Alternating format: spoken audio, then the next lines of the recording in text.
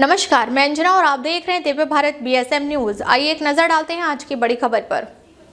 उरण में शिंदे शिवसेना भाजपा टकराव खुलकर सामने आया। अतुल भगत ने पत्रकार परिषद में रखी पार्टी की आधिकारिक भूमिका। उरण तालुका और पनवेल क्षेत्र की राजनीति में एक बार फिर हलचल तेज हो गई है। शिवसेना शिंदे गुट और वरिष्ठ नेता एवं माजी जिला प्रमुख अतुल भगत ने शुक्रवार को उरण में आयोजित एक महत्वपूर्ण पत्रकार परिषद में पार्टी की आधिकारिक भूमिका को स्पष्ट रूप से सामने रखा। इस दौरान उन्होंने भाजपा के राष्ट्रीय नेतृत्व के खिलाफ तीखा हमला करते हुए कहा कि उरण में शिंदे शिवसेना अब पूरी तरह से संघर्ष के लिए तैयार है और किसी भी प्रकार की तानाशाही या मनमानी को स्वीकार नहीं किया जाएगा। पत्रकार परिषद में अतुल भगत ने विधायक महेंद्र थोरवे ने कथित मनमानी और हुकुमशाही रवैये पर खुलकर नाराजगी जताई। साथ ही उन्होंने विधायक महेश बाल्दी की नीतियों को आड़मुठी और जन विरोधी बताते हुए उसका भी कड़ा विरोध किया। भगत ने कहा कि भाजपा के कुछ स्थानीय नेता सत्ता के अहंकार में आम कार्यकर्ताओं और सहयोगी दलों की अनदेखी कर रहे हैं, जिससे गठबंधन की मर्यादा को ठेस पहुंच रही है। भाजपा के दबाव को किया दरकिनार। अतुल भगत ने जानकारी दी कि उरण और पनवेल क्षेत्र में आगामी महानगर पालिका, जिला परिषद और पंचायत समिति चुनावों को देखते हुए भाजपा द्वारा शिंदे शिवसेना के उम्मीदवारों पर नामांकन वापस लेने का दबाव बनाया गया था। भाजपा की ओर से स्पष्ट निर्देश दिए गए थे कि उनके उम्मीदवारों के समर्थन में शिंदे शिवसेना के प्रत्याशी अपने आवेदन वापस लें। हालांकि शिंदे शिवसेना के 6 जुझारू उम्मीदवारों ने इन आदेशों को साफ तौर पर ठुकरा दिया। भगत ने इसे कार्यकर्ताओं के स्वाभिमान और आत्मसम्मान की जीत बताते हुए कहा कि शिवसेना किसी की भी टीम नहीं है। हमारे कार्यकर्ता जमीन से जुड़े हुए हैं और जनता के विश्वास पर चुनाव लड़ते हैं। किसी भी दबाव में आकर अपने सिद्धांतों से समझौता नहीं करते। जिला प्रमुख पद से हटाने पर भड़का असंतोष।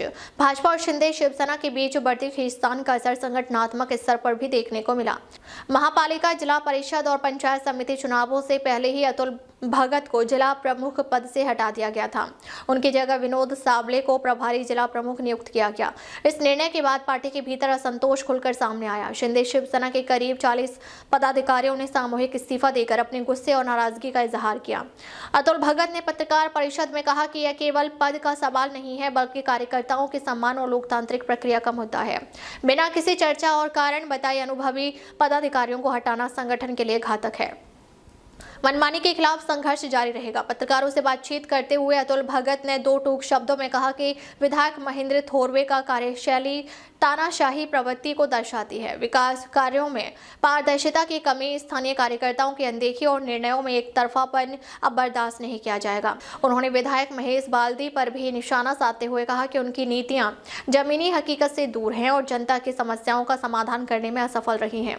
भगत ने स्पष्ट किया कि शिंदे शिवसेना जनहित के मुद्दों पर किसी भी कीमत पर समझौता नहीं करेगी। उरण में शिंदे शिवसेना पूरी तरह सज्ज।